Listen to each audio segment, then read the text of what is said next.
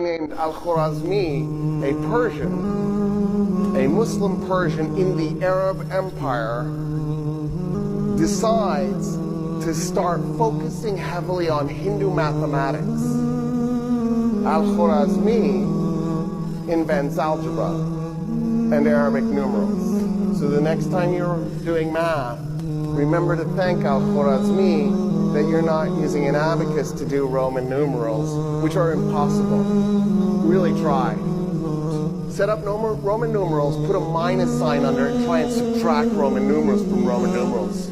You'll tear your hair out.